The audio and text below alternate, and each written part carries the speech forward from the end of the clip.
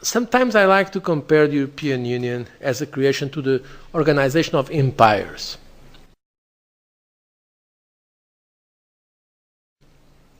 The empires. And because we have the dimension of empires. But there is a great difference.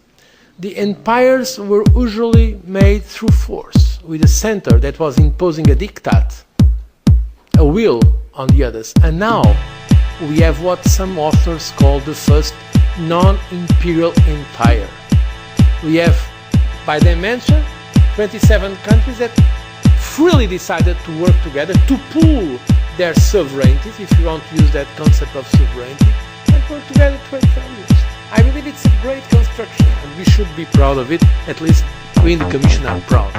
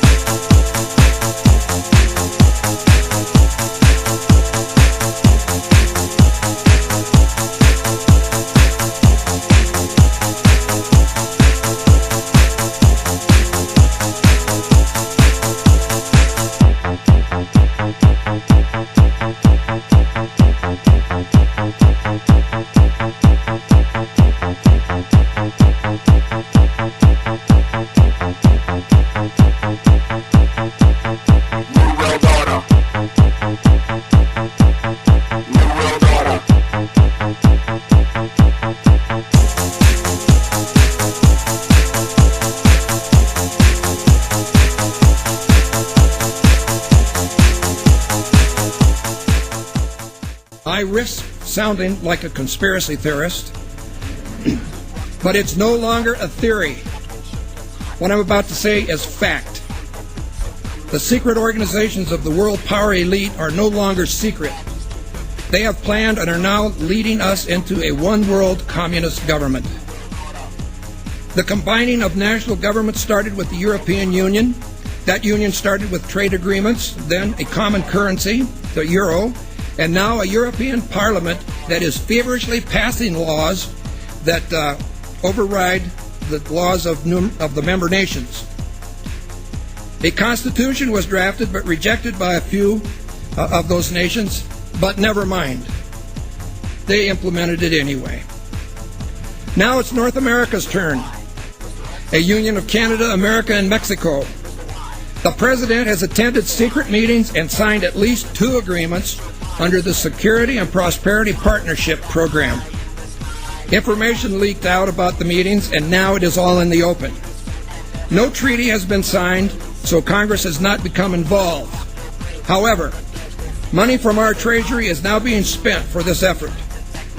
We will have a new currency, the Amero, and a new constitution, modeled on the Soviet Union's constitution. Our rights will not be inalienable, but they will be granted by government, who can also take them away. President, Mr Barroso says, I think my team is of high quality. From France, we have Mr Jacques Barrot. He'll take on transport. In 2000, he received an 8-month suspended jail sentence for his involvement in an embezzlement case and was banned from holding public office for 2 years. From Hungary, we have Mr Kovács. He'll take on taxation. For many years, a communist apparatchik, a friend of Mr Kadar, the dictator there, and an outspoken opponent of the values that we hold dear in the West. His new empire will produce taxation policy, and he'll look after the customs union from Cork across to Vilnius. From Estonia, we have Mr Kallas. For 20 years, a Soviet party apparatchik. He was acquitted of abuse and fraud, but convicted for providing false information, and he's going to be in charge of the anti-fraud drive. I mean, you couldn't make it up.